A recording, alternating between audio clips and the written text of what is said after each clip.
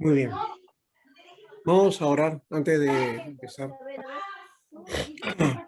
Padre bendito, gracias Señor por este tiempo. Pedimos Señor que tú guíes nuestras vidas y podamos iniciar esta tarea, este trabajo que Señor es práctico más que teórico.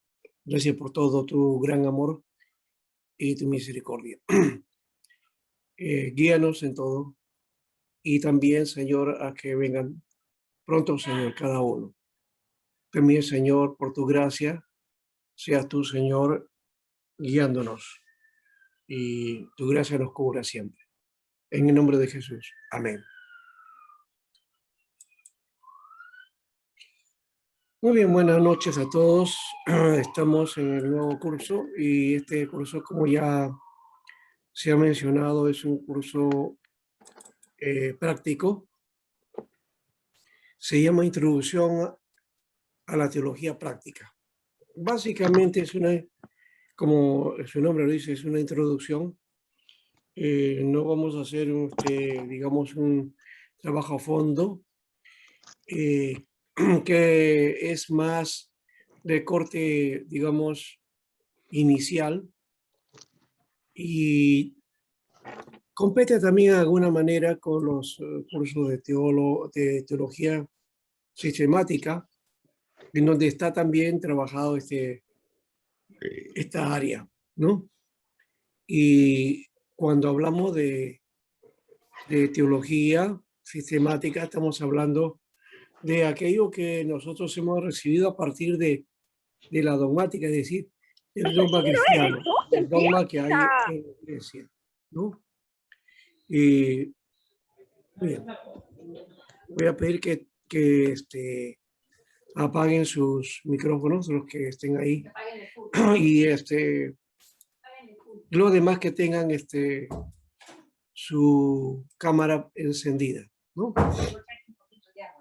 Ya. Eso es lo único, nada más. Bueno, ustedes tienen el sílabo y una parte del trabajo de ahora tiene que ver con eso. Y después vamos a hacer la primera parte que corresponde también. Son 8 semanas, ¿no? Todos los lunes, siempre, las 3 horas que tenemos. En realidad son 4 horas pedagógicas, ¿no? Pero son 3 horas cronológicas. El curso, entonces, busca establecer el primer contacto del alumno con el quehacer teológico pastoral en lo que respecta a la aplicación de los conocimientos en la iglesia. La teología práctica, entonces, es parte de lo que llamaríamos también teología pastoral. ¿No pasó nada? Oh, perdón. Ya. Y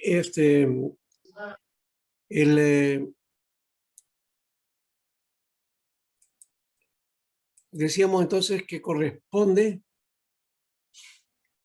Yamir estaba mencionando que llega dentro de un rato. Es la aplicación entonces de los conocimientos en la iglesia, o sea, de todo aquello que se hace en la iglesia, ¿no? Teología práctica.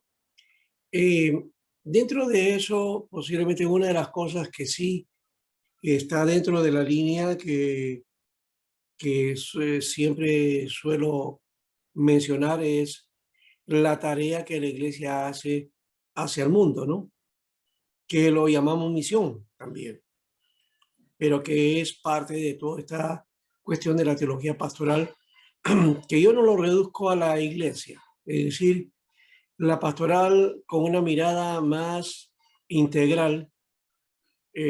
Lo clásico, lo tradicional es mirar una teología pastoral, digamos, eclesiocéntrica. Y más que eclesiocéntrica es templocéntrica, ¿no? O sea, todas las actividades que hacemos en el templo, entonces eso lo resumimos ahí como parte de esa teología práctica. Pero además de esa teología práctica que tiene elementos de la acción en la iglesia está también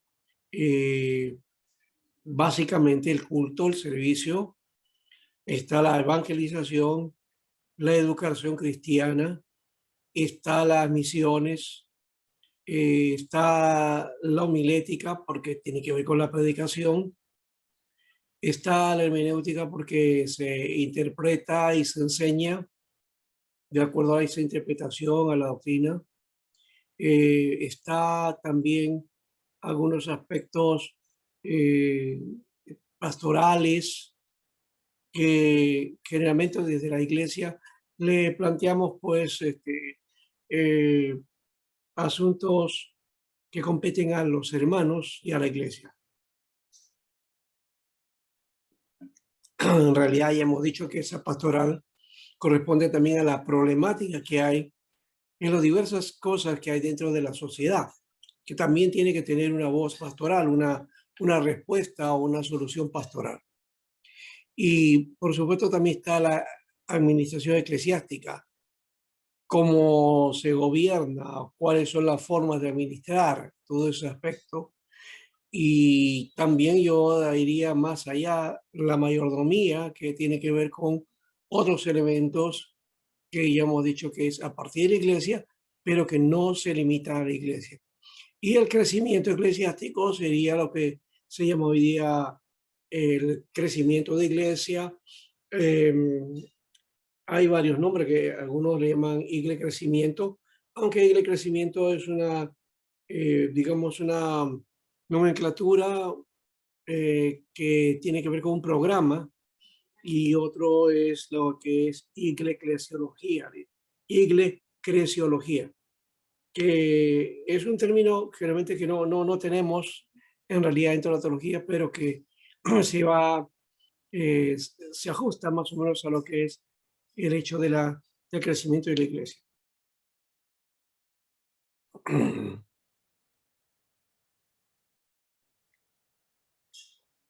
Muy bien. Vamos a estar ustedes durante 3 horas por 8 semanas y orientar al alumno hacia los objetivos del curso. Evaluará la cantidad y calidad del trabajo que el alumno hace fuera de clase por medio de un programa de tareas escritas. Y también la idea es que reflexione y plasme por escrito su pensamiento solo sobre los diferentes temas. Habrá un trabajo también al final, ¿no? Y por favor, cumplan porque hay muchos que no cumplen su tarea. Claro, sé que les cuesta a algunos escribir, pero háganlo, porque poco a poco eso va rompiendo el miedo a realizar tareas. Y de hecho que para la tarea pastoral, un pastor tiene que escribir, tiene que hacer su propio material, tiene que trabajar y hacer una tarea de investigación. No es bueno el trabajar con algunos elementos que, diríamos, uno puede encontrar dentro de Internet, ¿no? O con algunos bocetos, hojas que por ahí hay y uno lo adapta. Debe uno sacar su propio material. Por eso es que es la idea de trabajar escritos. Y la verdad que muy pocos son los que escriben, ¿no?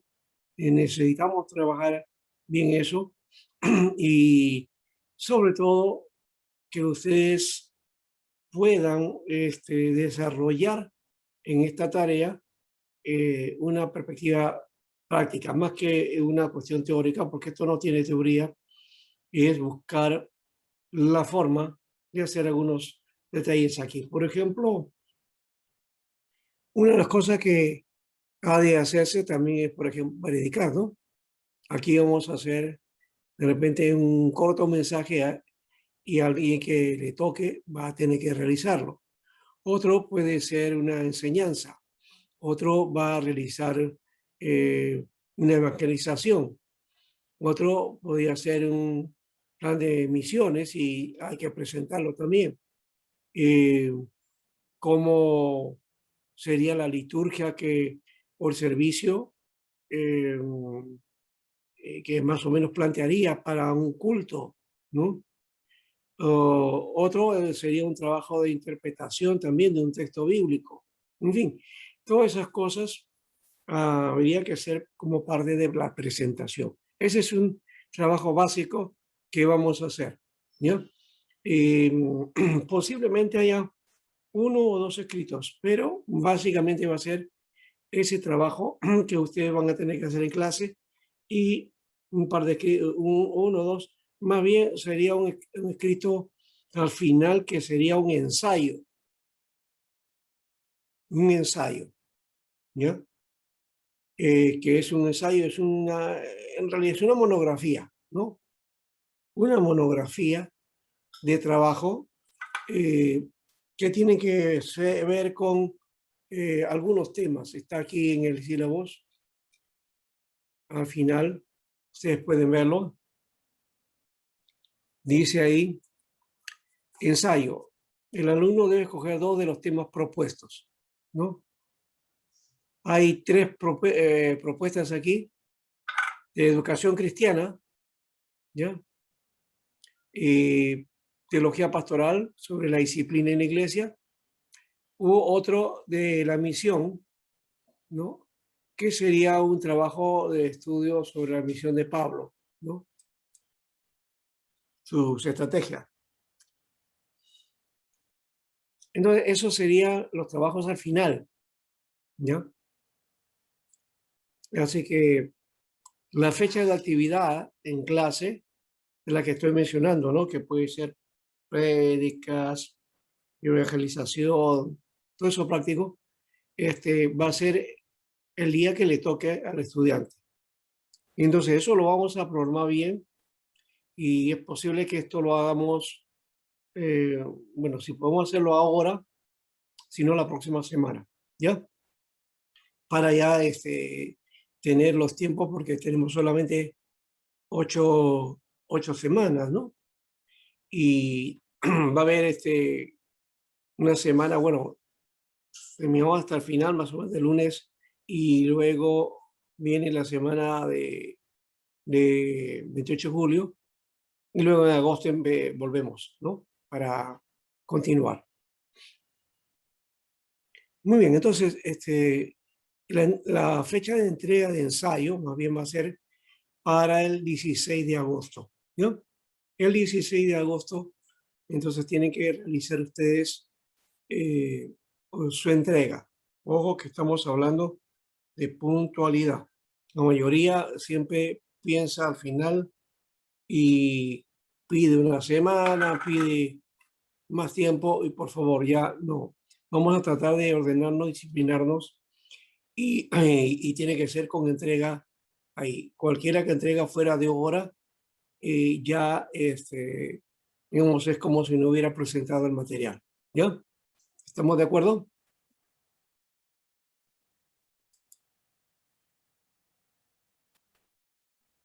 ¿De acuerdo o no de acuerdo? A ver, dígame. De acuerdo, pastor, de acuerdo. De ¿Ya? acuerdo, pastor. Miren, ustedes están diciendo que están de acuerdo, ¿no? Porque si no, ustedes mismos están poniendo su palabra, ¿ya? Después no reclamen, ¿ya? Entonces tiene que ser a tiempo, por favor. Eso es algo que es importante también, y ya que estamos hablando de teología práctica, que tiene que ver, como hemos dicho, también con teología pastoral y toda la labor pastoral. Tenemos que afinarnos en lo que es la disciplina. Bueno, no estoy hablando de disciplina en la iglesia en el sentido de que si alguien tiene un pecado o una falta, ¿no? Y hay que disciplinarlo. No, estamos hablando de disciplina en el sentido de ordenarnos, de tomar responsabilidad. Y tenemos que aprender desde aquí, porque si queremos o estamos formándonos para el ministerio, y no esperemos cuando estemos en el ministerio a tratar de obligar a los hermanos a hacer una cosa o por ejemplo, la puntualidad. Y comenzamos a dar mensajes como esto, ¿no? hermanos, ustedes siempre llegan tarde, que el Señor está esperando, que la iglesia está allá y todas esas cosas, ¿no? Eh, hay que el culto tiene que empezar a tal hora y tiene que estar eh, al tiempo. Ustedes saben que eso no siempre se da, ¿no? Pero si somos disciplinados y todo empieza por el ejemplo y el modelo, entonces si como alumnos hemos cuidado ese aspecto, también cuando seamos ministros o pastores o encargados de iglesia, pues de seguro que va a hacerse el cuidado y voy a tener también un poco de moral en el sentido de que como yo lo he cumplido, entonces puedo exigir. ¿Cómo puedo exigir cuando yo no he cumplido o cuando no he sido responsable en eso que estoy exigiendo? ¿No? Por ejemplo, puntualidad, ¿no? Por ejemplo, responsabilidad, ¿no? El cumplimiento a tiempo, ¿no? Eso creo que es necesario de alguna manera para trabajar este aspecto. ¿Ya? Muy bien. No es una exhortación, pero es necesario de alguna manera trabajar esto, porque si no, no vamos a ir eh, a solucionar eso cuando ya estemos en la labor, ¿no? Ahí va a ser muy difícil y vamos a tener inclusive hasta algunos problemas, ¿ya? Porque no podríamos tener la capacidad para manejar los criterios y manejar el ministerio y, por supuesto, guiar a los hermanos, ¿no? Entonces, para eso está este trabajo.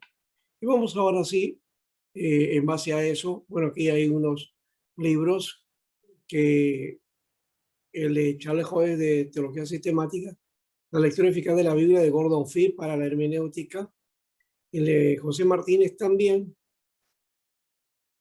el Pastor de Rebaño Williamson también es un libro muy interesante. Eh, acá hay un libro de base bíblica de las misiones.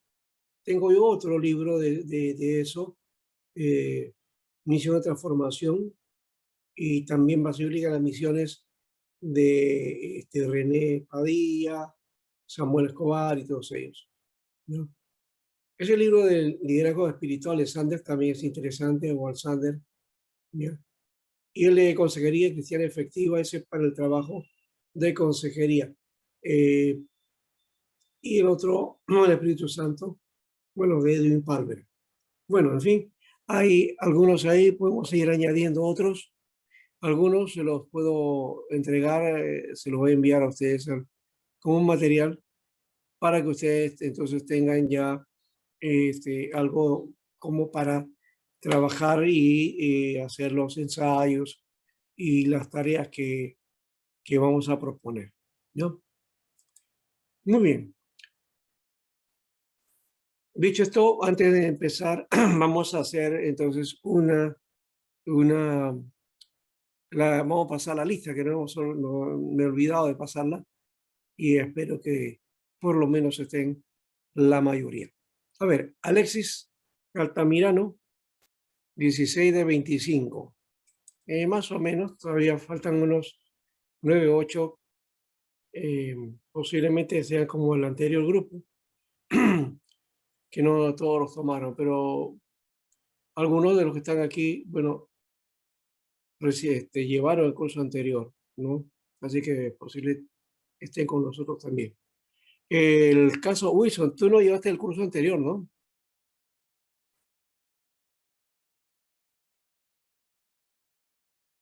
Parece que se va la señal de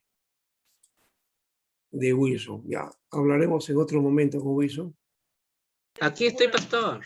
No, te decía, no llevaste el curso anterior, ¿no?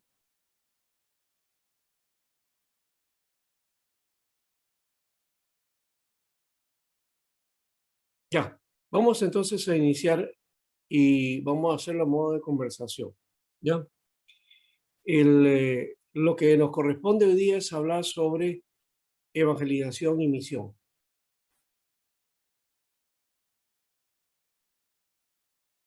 La próxima semana vamos a hablar de educación cristiana y así, ¿ya?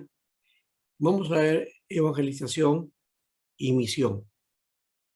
En cuanto a la evangelización, ¿qué entendemos por evangelización?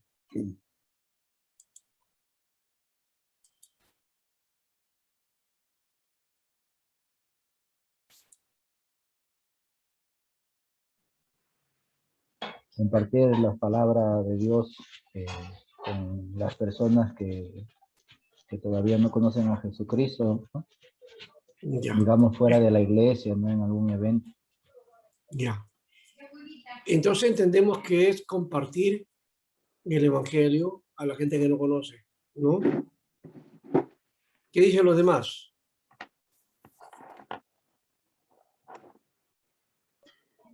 Compartir las buenas nuevas, pastor. Compartir las buenas nuevas. ¿Pero qué es compartir las buenas nuevas?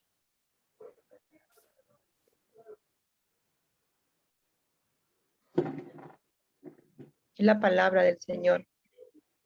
Compartir la palabra del Señor. Ya, ya, pero nuevamente, o sea, en la acción, en los hechos, ¿qué cosa es ese elemento? ¿Cómo lo haríamos? Somos justificados por creer en Jesucristo como nuestro Señor y Salvador. ¿Cómo lo haríamos? A ver, ¿cuál sería la forma? ¿Mm? O Vamos a ver la tarea de evangelizar, ¿sí? Haciendo discípulos.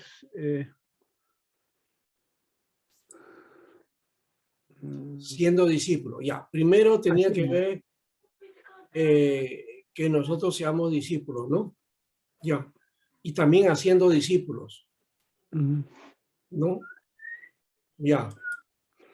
Pero otra vez, o sea, creo que necesitamos conocer qué cosa es evangelización. Aquí, este es un documento que tengo que habla de evangelización y de crecimiento, pero vamos a dar la primera parte, ¿no?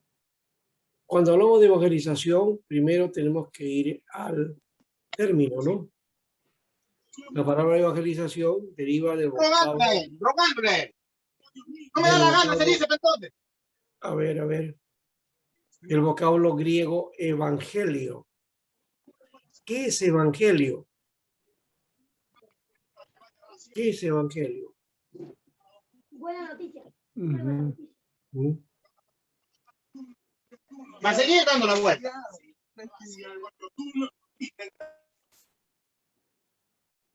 ¿Quién tiene micrófono encendido? Willy. A nuestra hermana Jacqueline.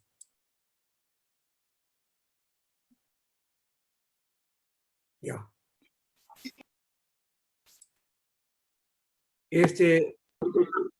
Evangelio, entonces, originalmente se llama buena noticia, buena nueva, ¿no? Pero evangelizo viene de ahí, que es proclamar las buenas noticias, proclamar las buenas nuevas. O, recuerden eso, proclamación. Compartir suena diferente, ¿no? Compartir es como darte algo ya, de lo que tengo. Y claro, el evangelio es lo que tenemos, sí.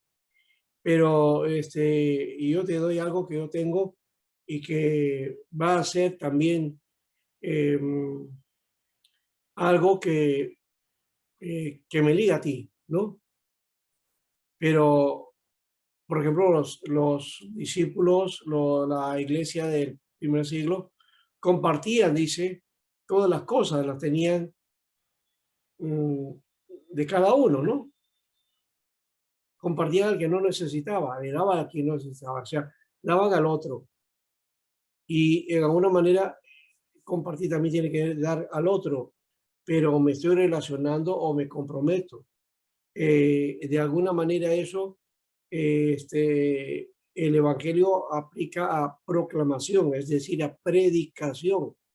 Claro, cuando hablamos de predicación no es esa típica forma en que nosotros pensamos un predicador en el púlpito, ¿no? Y abre su Biblia y comienza a predicar en la iglesia, ¿no? No estamos hablando de eso, eso puede ser un sermón, una homilía, una forma de predicar, pero la predicación es el anuncio.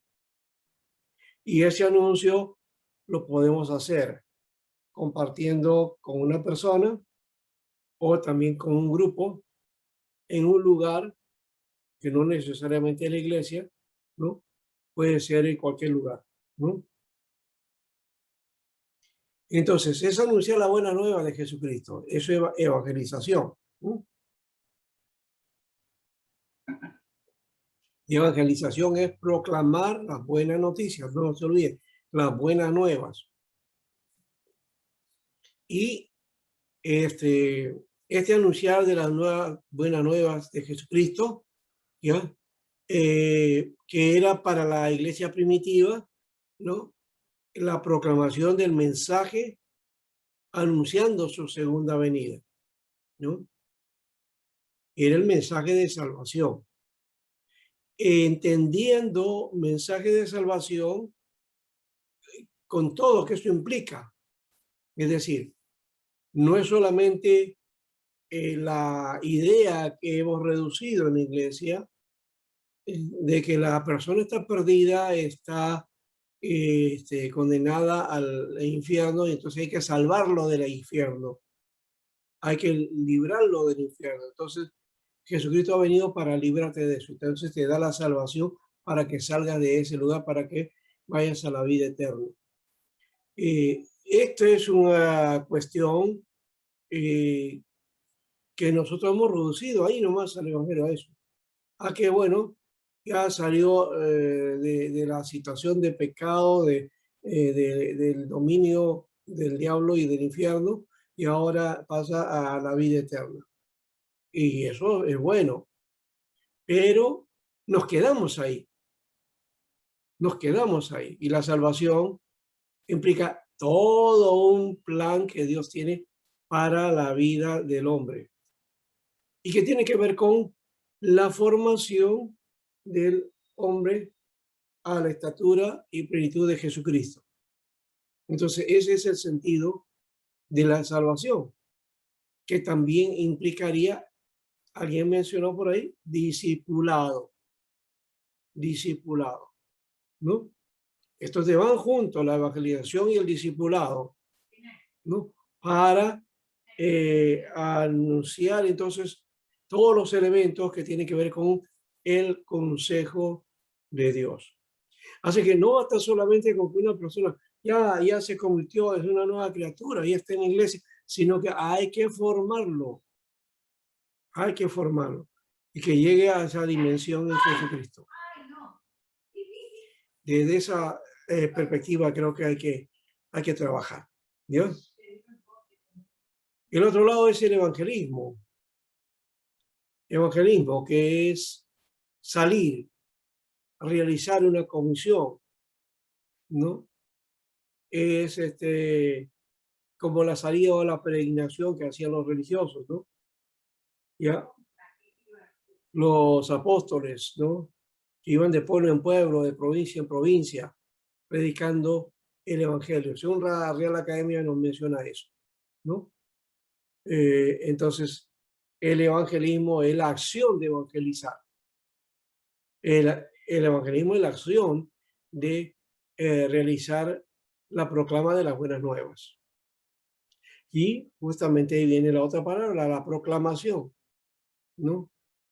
La proclamación que viene del latín proclamation onis, que tiene que ver con al estilo de las publicaciones de los decretos en Roma, ¿no? De los decretos y del anuncio del heraldo, porque los decretos, los edictos, las normas, las leyes en Roma se anunciaban, ¿no? Y quién era el que anunciaba esas noticias, era el heraldo con H, heraldo. ¿Qué cosa es un heraldo? Un heraldo es el que se paraba en las plazas, ¿ya?, para publicar el decreto del rey. Y esa publicación del decreto del rey no era escrito, por supuesto, sino era anunciado a voz en cuello, ¿no? El heraldo entonces era el encargado de dar a conocer el decreto, la norma, la ley, el edicto que el imperio y el rey, ¿no?, había decretado, ¿no? Muy bien. Entonces, ese acto era un acto solemne, ¿no? Un acto solemne para que todos, para que esa noticia llegue a todos, ¿no? ¿no? Entonces, también es la proclamación, pues una alabanza pública muy común, ¿no? Entonces ya sabemos qué cosa es la proclamación, ¿no? Es un acto serio, ¿no? Es un acto que tiene mucha solemnidad, que tiene mucho de respeto, ¿no? No se puede hacer de una manera ligera, de una manera improvisada. Básicamente eso es lo que hacemos generalmente cuando salimos afuera a predicar. Hay que estar preparados porque se trata del anuncio y de un anuncio que tiene características eternas, ¿no?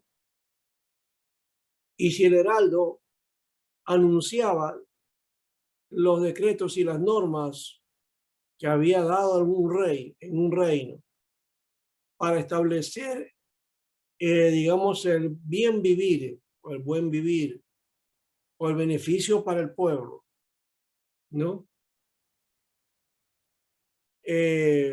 Lo tenía que hacer de una manera adecuada, de una manera tan, digamos, cuidadosa para que sea entendido por el pueblo, ¿no? Imagínense que un decreto, un heraldo está hablando de una ley o una norma y se equivoque en algo, ¿ah? Eso podría llevar a conflictos, ¿verdad? No podía equivocarse, no podía hacer las cosas así tan fácilmente. Entonces, la proclama tiene que ver con eso, ¿correcto? Bien, hasta aquí hay una pregunta.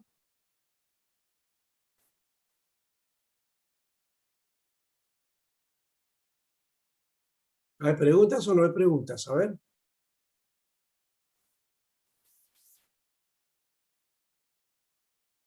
Entonces, ¿se ha entendido este asunto?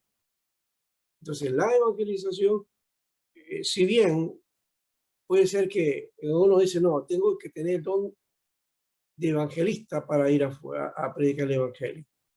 No, no es que tengas que tener el don de evangelista para eso. Tienes que predicar, ¿por qué? Porque la iglesia es llamada a anunciar el evangelio. ¿Y quién es la iglesia? Somos todos nosotros. O de repente también puedo decir, no, la iglesia son los que están a la cabeza de la iglesia, ¿no? Al estilo de la iglesia católica que plantea la jerarquía eclesial, ¿no? Entonces la jerarquía eclesial es la que representa a la iglesia y cuando habla el papa, el cardenal o un obispo, entonces está hablando al nombre de la iglesia y dice, la iglesia dice, ¿no? ¿Te has escuchado así? ¿No? La iglesia dice que no a la ley del aborto. Ya. ¿Y quién ha determinado eso? No son los creyentes, no es todos los miembros, son solamente la jerarquía o los que están en el magisterio. Ellos proponen eso y a ellos dicen, son la iglesia, ¿no? Entre nosotros no tenemos esa categoría. Cuando hablamos de que la iglesia es la llamada a proclamar el evangelio, estamos hablando de que todos los miembros, grandes y pequeños, somos llamados a predicar el evangelio. Tampoco es la idea de, ocurre en algunas iglesias, que el pastor entonces prepara a los hermanos para evangelizar,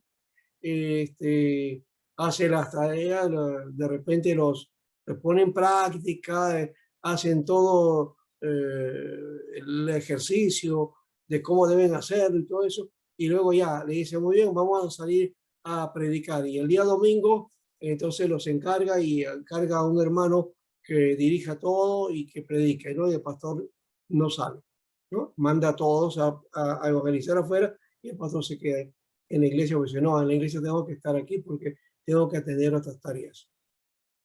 ¿Mm? Bueno, podía ser también eso, pero también tiene que acompañar, ¿no?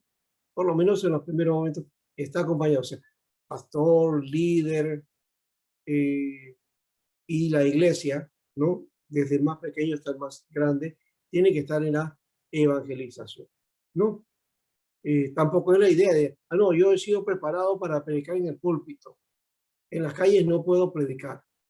O acercarme al costado o a conversar con una persona, me cuesta.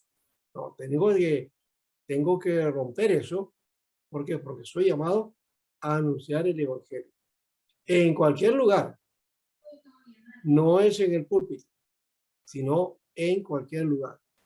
Y hay que ser entonces proclamador del evangelio. ¿Ya? Ahora, si tienes el don de evangelista, es mucho mejor. Ahí sí tienes una carga y de repente ese va a ser el ministerio y con fuerza te vas a dar adelante en ese aspecto. Pero todos somos llamados a anunciar el evangelio. ¿Ya? Ahora, la relación entre evangelismo y discipulado, porque ya hemos hablado de que evangelización también tiene que ver con discipulado, ¿no es cierto? Y algunos hasta lo ponen aparte, ¿no? Evangelismo por un lado y discipulado por otro. Y básicamente eso es lo que tenemos en las iglesias. Pues uno que se evangeliza a una persona y después se le discipula. En otros se le discipula, ¿no? Para que se integre a la iglesia, al bautismo y hablamos de verdades básicas. Entonces ya con verdades básicas ya tenemos un discipulado, pero eso es el inicio, eso es lo que llamaríamos la enseñanza del catecumenado, ¿no? Es decir, los catecúmenos, una palabra que no siempre se utiliza, ¿no? ¿Qué es un catecúmeno? Es una persona que está iniciándose en la enseñanza, es decir, que está aprendiendo los primeros pasos, ¿no? Los primeros pasos. Es lo que llamamos verdades básicas, ¿no? O enseñanza básica, o doctrina esencial, ¿no? Eso sería un primer paso, ese es el catecúmeno, que después va hacia el hecho de la preparación para el bautismo. Ya, se le bautiza. Y entra a ser miembro de la iglesia. ¿Pero queda ahí nomás? Ah, ahora tengo que prepararlo para ser líder. No, ¿cómo? ¿Ya estaría listo? No. Tenemos que darle, digamos, el reforzamiento e ir dando las pautas que necesita aprender y que hasta que más o menos ya crezca y domine algo, entonces se le da un encargo, pero encargos menores, hasta que poco a poco veamos su capacidad y responsabilidad, y cuando ya esté más mayormente formado y ya pase un tiempo o algunos años en la iglesia, entonces podemos prepararlos para enseñar, para liderar y para otras cosas más. No se hace de la noche a la mañana. En todo caso, si hay una iglesia nueva, posiblemente pueda darse el caso, pero se le monitorea, es decir, se le controla, guía para qué, para ir haciendo las cosas de acuerdo a los propósitos y ir formando a ese futuro servidor o ministro. Ahora, la relación entre evangelismo y discipulado es que ambos cumplen con la misma misión. La misión es evangelizar y discipular, pero sobre todo como dice Mateo, id y hacer discípulos a todas las naciones. No dice id y evangelizar. ¿Se han dado cuenta de ese detalle? Mateo 28, 18. Dice, id y hacer discípulos. ¿Ya? Y luego dice, enseñándoles todas las cosas que os he dicho. Todas las cosas que yo he enseñado. Entonces, todo el consejo de Dios. Ya. Ahora, uno me dirá, no, pero en Marcos dice, ¿no? Predicar el evangelio. Bueno, Marcos dice eso, ¿cierto? ¿Ya?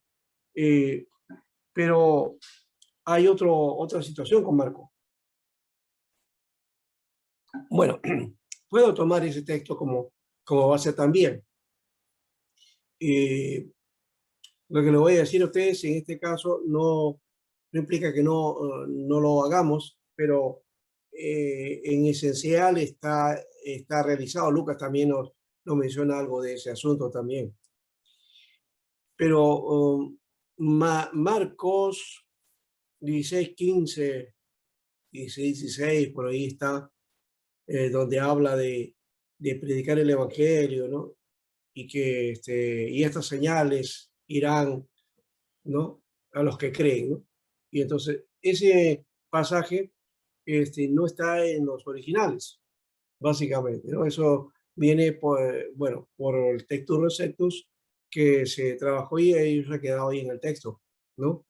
Pero tiene otra connotación. De acuerdo a los nuevos textos críticos, pues esa parte no está. Algunos dicen que entonces no tiene un origen en Marco, eso es un añadido.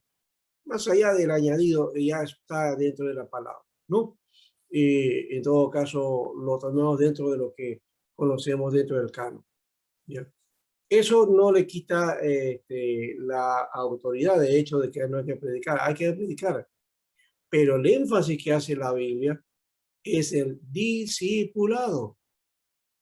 Y hay que discipular. Ahora, quiero que ustedes tomen su Biblia y busquen un pasaje en donde los discípulos estén haciendo un discipulado. Cuando hablo de los discípulos, no estoy hablando de los 12 apóstoles, sino de todos, ¿no? Entre ellos habían varios, inclusive habían algunos que eran diáconos, ya, otros eran evangelistas, en fin, ya. Busquen ahí un texto que esté haciendo esa tarea y que muchas veces pasa como pasaje de evangelización. Vamos a ver.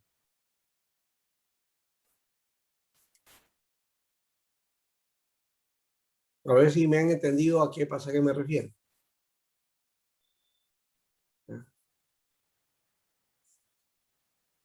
Hay un libro en el Nuevo Testamento que es bien práctico, ¿no? Que nos muestra la acción de los discípulos. ¿Cómo se llama el libro? Hechos de los Apóstoles. Así es, Hechos de los Apóstoles. Ya tenemos entonces la referencia. Hechos de los Apóstoles. ¿Quién lo dijo? José Luis. José Luis Bobadilla, ¿no? No, Mejía Mendoza. Vaya, Mejía, ya. Muy bien, José Luis. Muy bien, entonces es Hechos de los Apóstoles. Ahora vamos a buscar el pasaje que hemos mencionado. A ver, ¿dónde está esa tarea? ¿O cuál de los pasajes serían parte de un evento como el discipulado? En Hechos 4, Pedro y Juan ante el concilio. ¿Ya? ¿Puede ser? No, cuando estén en el concilio, el mismo hecho que estén en un concilio, están en un juicio, ¿no? Han ido porque más bien le están impidiendo proclamar el evangelio, ¿no? Entonces no sería una acción de discipulado. Ya. ¿Cuál sería entonces? ¿Sabe? Doblen las ofertas, ¿sabe?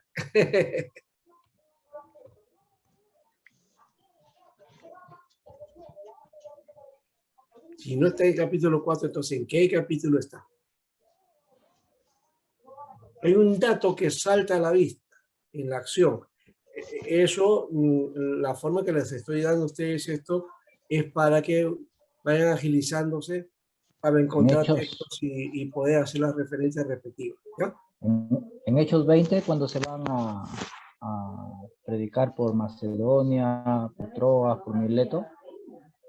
Ya. Hechos 2:14 también, pastor. A Hechos ver. 2:14, en el primer discurso de Pedro. Ya, pero ese es un discurso de predicación. Ujú. Ya, es un discurso de proclamación. Están proclamando el evangelio, sí. Claro, pastor. Ya, pero estoy hablando del discipulado. Está bien. Ok. Porque en Antioquía, en la iglesia de Antioquía, que pasaron tres años donde se le llamó primera vez cristianos. A ver, ¿qué dice?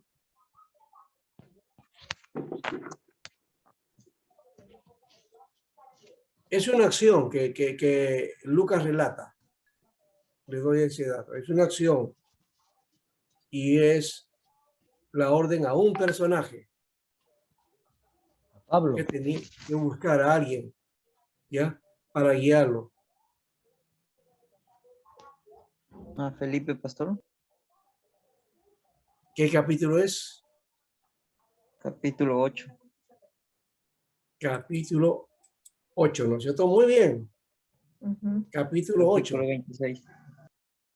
¿Todavía no lanzo comunicado oficial? Ajá. Ese es el pasaje que nosotros encontramos ahí, donde hay evangelización, pero también hay discipulado. ¿Qué libro es? Hechos. Hechos. Hechos 8:20. Hechos, capítulo 8.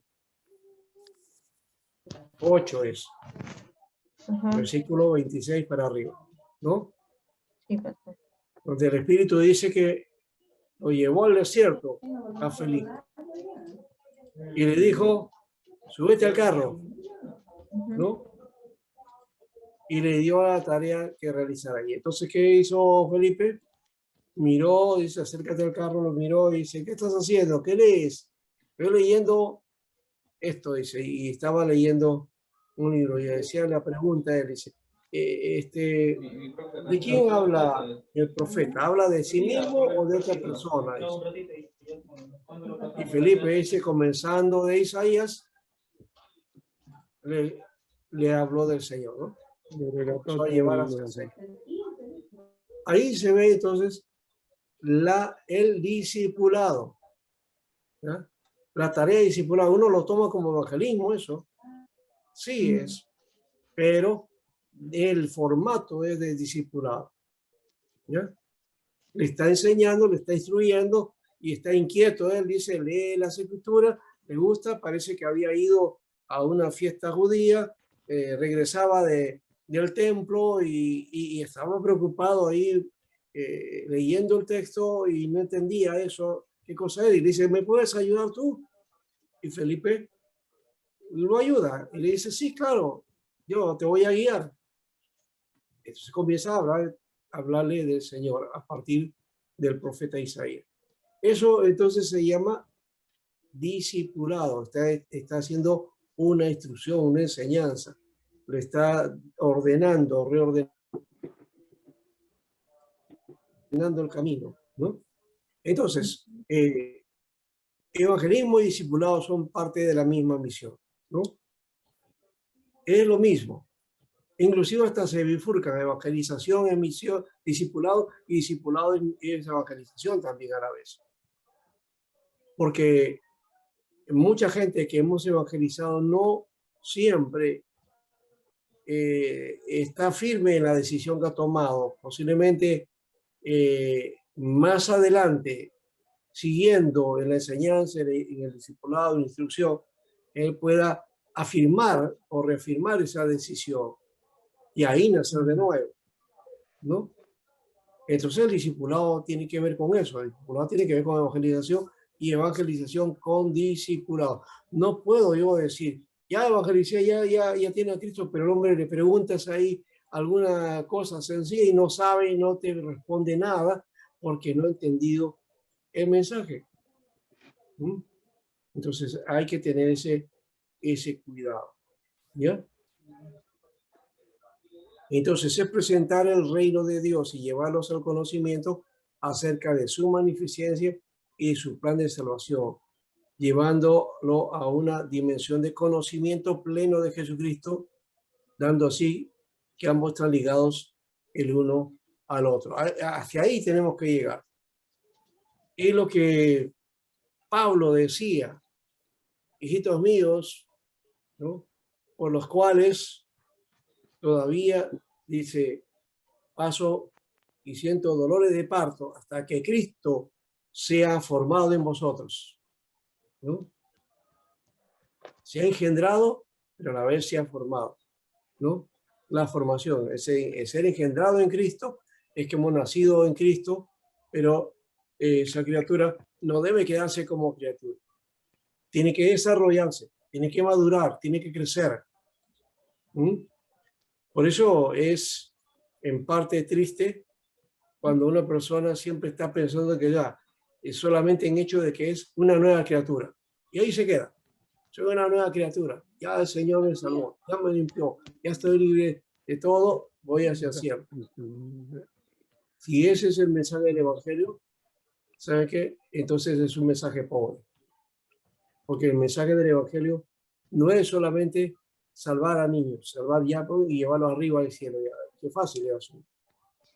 Es mucho más complicado de lo que pensamos. El asunto es entonces formar vidas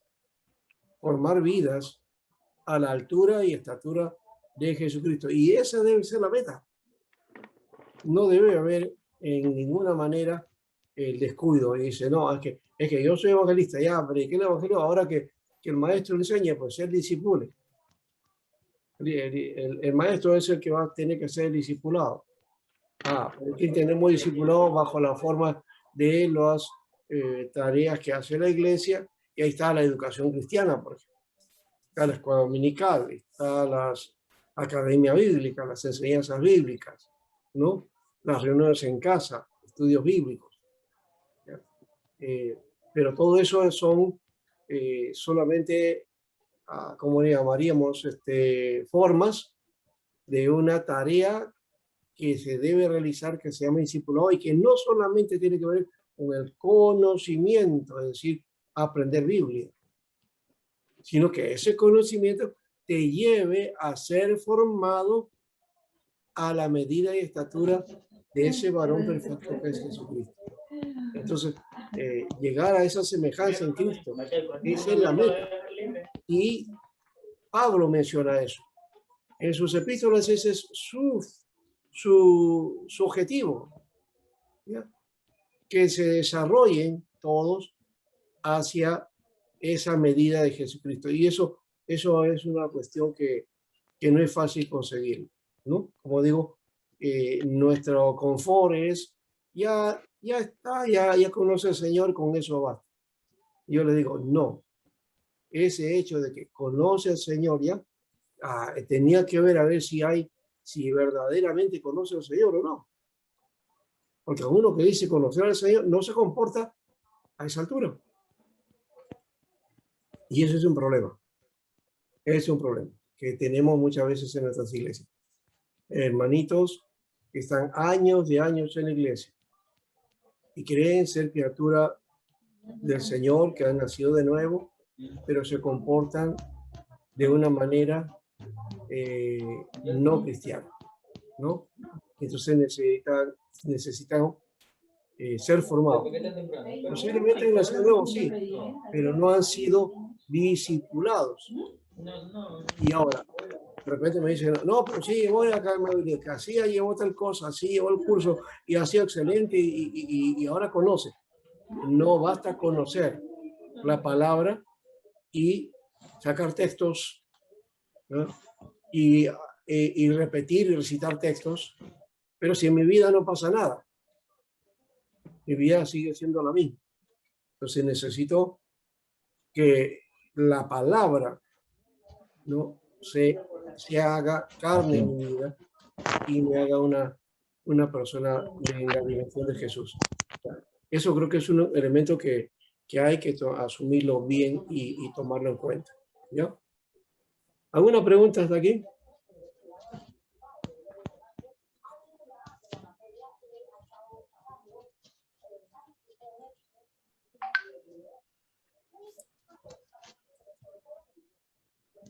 Estoy escuchando una voz, no sé de quién es.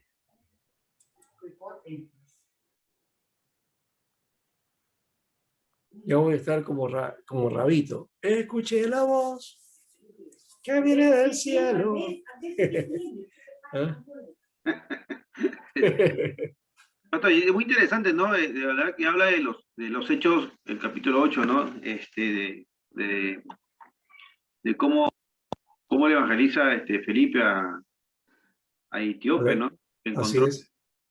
el sentido, un sentido de la vida que le llama, o sea, a través de Felipe habla que, o sea, a través del Espíritu Santo, le refleja, dice, o sea, a través de él, que le evangeliza a este hombre, a este etíope, ¿no? Y el bautiza, Ya. ¿no? Y hace, como digo, un discipulado porque empieza por las escrituras, ¿no? Le enseña. Y es un hombre, creo que es un hombre, era un hombre pagano, ¿no?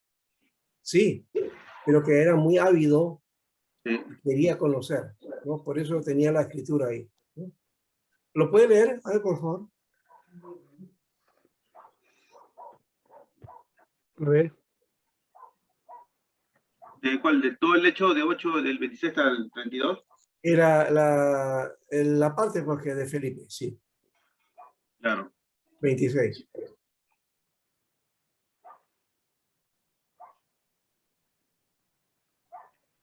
Dice, un ángel del Señor habló a Felipe diciendo, levántate y ve hacia el sur, por el camino que desciende desde Jerusalén a Gaza, el cual es desierto.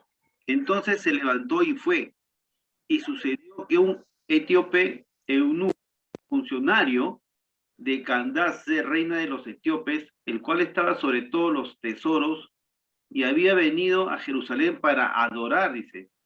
Volvía, dice, sentado en su carro y leyendo al profeta Isaías. Y el Espíritu dijo a Felipe, acércate y júntate al carro. Acudiendo, Felipe le oyó que leía al profeta Isaías y dijo, ¿pero entiendes lo que lees? Él dijo, ¿y cómo podré? Si alguno no me enseñare, y rogó a Felipe que subiese y se sentara con él. Él pasaba en la escritura, el pasaje de la escritura, perdón, que leía era este: como oveja a la muerte fue llevado, y como cordero mudo delante del que lo trasquila, así no abrió su boca.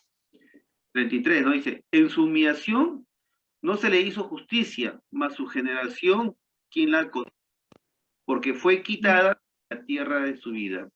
Respondiendo el eunuco dijo a Felipe, te ruego que me digas, ¿de quién dice el profeta esto? ¿De sí mismo o de algún otro? Entonces Felipe, abriendo su boca y comenzando desde la escritura, le anunció el evangelio de Jesús. Por el camino llegaron a ciertas aguas y dijo el eunuco, aquí hay agua, ¿qué impide que yo sea bautizado? Y Felipe dijo, si crees de todo corazón, bien puedes. Y respondiendo dijo, creo que Jesucristo es el Hijo de Dios. Y mandó para el carro y descendieron al agua, dice, Felipe y el eunuco, y le bautizó. Cuando subieron del agua, el Espíritu del Señor, dice, arrebató a Felipe. Y el eunuco no le vio más y siguió gozoso su camino. Pero Felipe se encontró en Azoto y pasando anunciaba el evangelio en todas las ciudades hasta que llegó a Cesarea. Cesarea. Cesarea. Sí, muy bien. Entonces, Amén. la última parte es la acción de él, ¿no? como evangelista, dice que se fue, se encontró en Azoto. Azoto era un pueblo, también una ciudad ahí, y anunció ahí el evangelio y fue por todas las ciudades también, ¿no? En todas las ciudades de Azoto. Bien, pero el acto mismo que hace con el eunuco es evangelización, sí, pero también es discipulado, porque el mismo hombre le dice, primero, Felipe es el que busca conversación, ¿no? ¿No? Cuando ve que está leyendo a Isaías. Y Él le se dice, acercó, claro, él se acercó, dice. ¿entiende lo que lees? Fíjate, no le dice, mira, cualquiera de nosotros haría esto, ¿no? Mira, señor fulano de tal, yo soy Felipe, un evangelista, y he venido a predicarles el evangelio. ¿Mm? Quiero predicarle las buenas nuevas a usted. ¿Me permite eso? Que realmente vamos así. No, Felipe no dijo eso. Felipe no le dijo, yo tengo algo, una noticia importante para ti, grande, que tú no conoces. Escucha eso. No. Felipe le dijo, ¿entiende lo que lees? Sí. ¿Entiendes lo que lees? Oh, está leyendo Isaías. ¿Entiendes lo que lees? ¿Ya? Ese fue su, digamos, la oración puente, ¿no? La clave que él utilizó, ¿no? La llave para abrir lo demás, ¿no? Entonces el único, claro, le dijo, bueno, pero ¿cómo voy a entender si no hay alguien que me explique, que me enseñe, Que ¿no? me guíe, ¿no? O que me guíe? ¿Eso qué se llama? Discipulado. Claro. Eso es discipulado, simplemente, ¿no? Y claro, fue discipulado al paso, seguramente, porque ya dice que Felipe, una vez que el hombre da su vida al Señor, no volvió a ver más a Felipe y ese fue gozoso, ¿ya? Y de seguro con esa palabra, él llegó a su tierra y comenzó a predicar el Evangelio también. Se dice, según la historia, que en Etiopía hasta ahora existe una iglesia que no tiene relación con ninguna otra iglesia cristiana, ni en el oriente ni en el occidente. Y que algunos dicen que esa fue la tarea, ¿ya?, que hizo Felipe y que el eunuco llevó allá a Etiopía, ¿no? Entonces, puede ser, es posible, Pero, ¿no? pastor, ahí veo un punto que dice que entonces mandó a parar la carroza. O sea, dice Sí, que bajaron los dos al agua y Felipe lo bautizó ahí mismo también, mire. sí, sí, O sea, así es. fue ya entregado lleno del Espíritu Santo. O sea, él encontró el sentido de la vida, ¿no? De su vida. Claro, claro. Pero Felipe lo hizo tan rápido, o sea, su discipulado fue así, ¿no? Rápido. Efectivo, 100%, ¿no? Entonces, solamente en esa parte, claro, no sabemos cuánto tiempo estuvo, porque aquí Claro, Lucas es bien explícito en el asunto, va a lo práctico, ya va a la palabra, el hombre entonces ve agua ahí y dice, puede ser posible que sea bautizado, sí, dice, si tú crees, sí, yo creo, ya, muy bien, pero posiblemente han pasado, recuerden, era camino en el desierto y habrían pasado muchas horas y hasta podría ser días. claro, Yo no digo que sea así específicamente ni esté especulando. No, digo por qué, porque el viaje era largo, largo, claro. ya eran meses que tenía que pasar, ya desde Jerusalén hasta Etiopía tenía que pasar por lo menos un mes y medio, más o menos, algo así, para llegar al lugar, ¿ya? Entonces un viaje un poquito larguito, ¿ya? Entonces ahí Eso, Felipe pudo haber estado un buen tiempo ahí enseñándole, ¿no? esto, pastor, es un buen ejemplo, digamos, como para mí, para nuestras iglesias, porque a veces ese para el crecimiento, ¿no? Digamos, y enseñar a los hermanos, por el motivo que hay hermanos que a veces no entienden, y si en una iglesia no hay estudios, digamos, y no hay entendimiento, ¿cómo te puedes crecer la iglesia, no? No Claro, queda ahí nomás. ya, Pastor, claro. pastor, mire el 27 que dice, el cual estaba sobre todos sus tesoros y había venido a Jerusalén para adorar. O sea, él estaba buscando, tenía hambre de conocer al Dios verdadero y traía todos sus tesoros. Claro, no, él era un funcionario de la reina Candace y estaba encargado de los tesoros de la reina. Quiere decir que era algo así como ministro de Economía. Era un pagano, pero también. No, era un pagano, pero era un ministro de Economía, un hombre, él estaba sobre los tesoros de la reina. Es lo que Claro. quiere decir ahí el texto. ¿Ya? Estaba sobre los tesoros de ella. Claro. Y había ido a Jerusalén a adorar. Por eso. Fíjense, no tanto el pagano, ahí hay que tener cuidado de calificar, porque generalmente nosotros siempre bien rápido calificamos, ¿no? Ah, no, ese es incrédulo, ah, no, ese es un pagano, ah, este tal por cual, o este es pecador. Ya, calificamos rápido. No, este hombre tenía una vocación, mira, se fue a Jerusalén, Me estaba no buscando. dice el texto a qué fiesta, pero fue a Jerusalén, dice, a adorar, venía de Jerusalén, venía de adorar. O sea que ya tenía un cierto conocimiento, Este ¿ah? conocimiento. Ujú. Aún claro. todavía Ya primigenio básico, había venido a Jerusalén, pues sí, claro. Que claro. tenía base prácticamente, pastor. tenía cierta base, ¿verdad? Dice, no, de aquel pasaje. ¿Eh?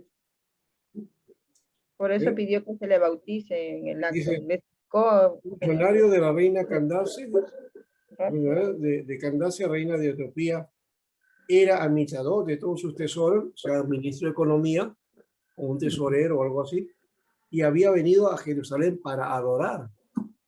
¿Mm? ¿Un pagano adora? Claro, Claro, ¿no? no O tenía sea, base. él ya- No, era un gentil que ya tenía cierta base, porque estaba leyendo a Isaías, o sea, ese es otro Tenía- elemento también, ¿no? tenía ¿Cómo hambre. tenía él el libro de Isaías? Porque tener un rollo del texto sagrado era por tener un tesoro. Ese sí era su tesoro. Pastor, y el etíope también se encargó de predicar el evangelio en su zona también, ¿no? Se Sí, claro, supone que después. él después de haber recibido la palabra de Felipe, bueno, la palabra de Dios por medio de Felipe, entonces él también recibe al Señor, se bautiza y también él proclama el evangelio en su país, pues. Sí. Ujú. Entonces, ya había por lo menos algunas inquietudes y él entendía el pasaje. Por eso leía el texto de Isaías y posiblemente, yo no digo que tenía todo el Antiguo Testamento, pero por lo menos tenía Isaías ahí. Y ya Por eso eso lo llevó a... o sea, iba en el camino motivado con el libro de Isaías. Sí, Pero no había nadie que le explique. Felipe se encontró, ¿no? Claro, tiene claro, razón. Tiene no razón. había, pero ya tenía rasgos. O sea, nadie lee algo que no entiende tampoco del todo, ¿no es cierto? O sea, él dice, claro, yo estoy leyendo, pero quiero que me lo explique. O sea, que tenía ciertas dudas, ciertas inquietudes que no podían ser resueltas. Y por eso es que el Señor, al ver el corazón de este hombre, le dice a Felipe, ¿no? Y por eso el ángel se le acerca a Felipe y luego el Espíritu Santo lo guía y dice, ya, acércate ya, y háblale. ¿No? Entonces, porque ya había el hombre ya estaba preparado de alguna manera. ¿Ya? Tenía hambre de la palabra y el Señor, como es de maravilloso, como es misericordioso, se muestra. A todos los que le buscan y tienen hambre, se muestra el Señor. Amén. Claro, y ahí Y la es eficacia, justamente pastor, la la eficacia clave. prácticamente también ahí podemos resaltar, ¿no? Con respecto al mensaje o la interpretación que le da Felipe al etíope, ¿cómo se llama? Sí, al tiempo. ¿No? Entonces al eunuco. Entonces, con esa eficacia, él queda convencido y de inmediato bajan del carro, lo encuentran agua y lo bautizan. O sea, Claro. ahí también la Pero eficacia. fíjense en esta acción que yo les he mencionado, ¿no? El texto no nos dice cuántas horas ni cuántos días estuvo Felipe en el carro, ¿no? Solo dice que toma a Isaías y de ahí él se desplaya. Luego pasando por ahí encuentran una zona donde hay agua y entonces él le pregunta si podía ser bautizado, ¿no? Y ya. Pero Eso no necesariamente decía así como está en el texto, que está rápido, o sea, nos cuentan solamente los datos y la acción misma al final, los resultados. Pero eso debe haber habido otra, ahí, digamos, una enseñanza mucho más nutrida de Felipe, ¿no? Y ahí lo más interesante es que en el 39 dice, cuando subieron del agua, dice, el Espíritu del Señor lo arrebató a Felipe. O sea, pastor, o sea, ese fue un arrebatamiento, ¿no? Que le pasó, digamos, y Felipe, o sea, Felipe bautizó a un eunuco, y cuando terminó su oficio, mejor, de repente desapareció para reaparecer seguramente en otra ciudad, ¿no? Sí, Que claro. está transportación, ¿no? Digamos. Bueno, si lo tomamos así podemos interpretarlo por ese lado, pero también el texto nos permite eso, el hecho de que fue arrebatado, es decir, que fue tomado por encargo del Espíritu a ir a otro lugar también. Y Felipe se fue, ¿no es cierto? Ese podría ser el otro dato, pero también no está fuera del sentido que usted está mencionando, ¿no? Que el Espíritu puede haberlo llevado así de pronto y lo llevó a otra ciudad, ¿no? Tipo Superman, ¿no? Voló y se fue, ¿no? Y llegó a un lugar. pero de hecho que ambas cosas podían haber sucedido, ¿no? El hecho de que el texto por lo menos nos suele indicar ahí, ¿no? Arrebato no necesariamente es como la figura de lo que aparece después en Tesalonicenses, ¿no? Cuando dice que los muertos en Cristo seréis arrebatados, ¿no? Arrebatamiento, rapto, ahí los relacionamos generalmente con eso, ¿no? Es un acto de hecho sobrenatural y milagroso, ¿ya? Pero el real sí está en ello, que Felipe cumplió con su misión y desapareció. Pero pastor, Porque el Señor se lo llevó por el Espíritu, se llevó a otro lugar, o que simplemente se fue a otro lugar guiado por el Espíritu, punto, ¿no? Pero pastor, ¿usted cómo se sentiría si el Señor lo arrebata? ¿Cómo se sentiría usted? Es que primero no ha pasado eso todavía. No, claro, pero puede suceder, claro, puede suceder. Pero imagínate, o sea, en vivo y en directo, que te pase claro, eso. Podría suceder. Algo, claro algo sí. Ahora, extraordinario, ¿no? Pero Algo...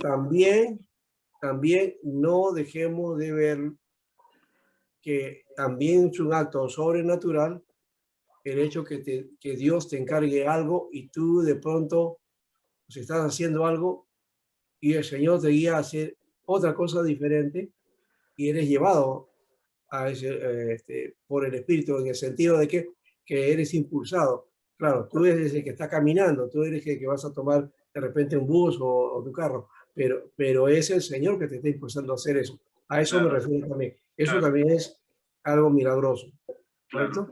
Es algo sobrenatural. ¿Por qué? Porque no viene de uno. A menos que sea pues yo como humano, como ser humano, yo decida ya, ¿no? Pero si es el impulso de Dios y te lo está recalcando bien, entonces eso es sobrenatural, ¿ya? Y lo otro, el arrebatamiento, ya eso es una cuestión complementaria, bueno, que puede suceder ciertamente, ¿no? Pero que hay que tener el cuidado, ¿ya? Con esto vamos a ir cerrando esta parte. Yo recuerdo de un grupo de muchachos que estaba en todo el furor espiritual, ¿ya? Y había tenido muchas experiencias bonitas, profecías, visiones, sueños, lengua, sanidades, todo eso, ¿ya? Entonces, ¿qué ocurre?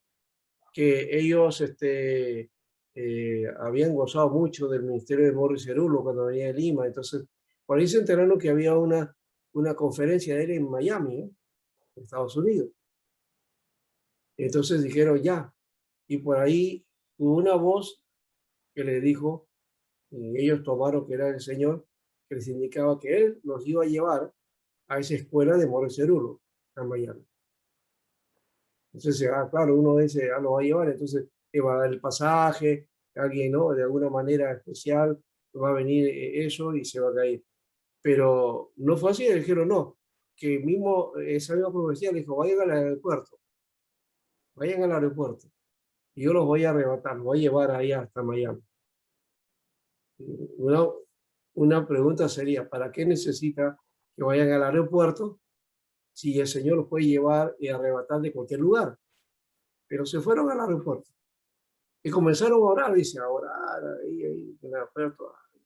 Hicieron tanta bulla que dice que los que estaban ahí en el aeropuerto dijeron, bueno, ¿qué grupo es este? ¿De dónde son? Y por ahí se enteraron que de qué iglesia fue, de qué era. Entonces buscaron el teléfono de la iglesia y llamaron a la iglesia y dijeron, mira, un grupo de jóvenes de la iglesia está aquí y están haciendo bulla y dicen que van a viajar a Miami y que Dios se los va a llevar volando, ¿no? Así. No que en avión, sino que van a ser arrebatados. Y fue un barullo eso, ¿ya? Al final no sucedió, ¿ya? Y quedaron en vergüenza, avergonzados a la iglesia y también la iglesia les dio pues su chicote también a cada uno por haber hecho eso, ¿no? Algo que no correspondía. Claro, fue una profecía falsa o una cuestión que alguien, no sé cómo vino ese asunto, ¿no? Entonces, de hecho que yo creo que sí hace el Señor milagros y que sí te puede llevar. De hecho que sí ha habido. No sé si en cuerpo o en espíritu, pero te lleva. Recuerden este caso y ustedes podrían estar en desacuerdo conmigo, pero el caso es que tenemos un personaje peruano, ¿ya? Que era un hombre muy milagroso, ¿no? En su tiempo, ¿ya? Y que sirvió al Señor mucho, haciendo sanidades y milagros. Y dentro de su historia se cuenta de que él llegó a ir a otros lugares fuera, ¿ya?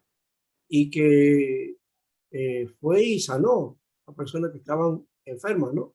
Martín de Porres. Sí, claro, de él me estoy refiriendo a eso. En su vida está hecho eso, o sea, más allá de que si es de la Iglesia Católica, eso no interesa. Era un hombre que servía a Dios, ¿no? Y que Dios lo utilizaba así, o sea, se transportaba, iba a uno a otro lugar, ¿no? Entonces, eso puede ocurrir, hermano, sí puede ocurrir, ¿ya? No es muy común, pero puede ocurrir, ¿ya? Para su tranquilidad, hermano César. Así que eso, dejamos que el Señor lo haga en todo caso, ¿no? Dejemos que el Señor haga eso. ¿Sí? Ya. Eso y lo que Él quiere hacer también. Amén. Ya. Muy bien. Y para ir termina esta parte, simplemente quiero poner acá diferencia entre misión, entre evangelización y discipulado. La evangelización es la proclama de las buenas nuevas y guiar al pueblo de Dios a un acercamiento íntimo que es revelar al ser humano el reino de Dios. Y la misión es lo que Dios demanda a la iglesia a evangelizar, ya que esto está dentro del comisionado dado por Dios, ¿no? De la comisión dada por Dios. Y entonces la misión es la demanda de evangelizar. No se olviden que ese evangelizar implica discipular, ¿no? O sea, en el paquete está junto, ¿ya? Muy bien. Vamos entonces a descansar un ratito, unos 15 minutos, y vamos a mirar este aspecto luego que al volver, dónde termina el evangelismo y dónde comienza el discipulado, ¿no? Para mirar a ver si es, ya que hemos dicho que es lo mismo, pero también son dos cosas también a la vez que tienen su propia dimensión. Entonces vamos a mirar eso, si hay, si hay o no una relevancia en el asunto, ¿ya? Muy bien, vamos al descanso entonces.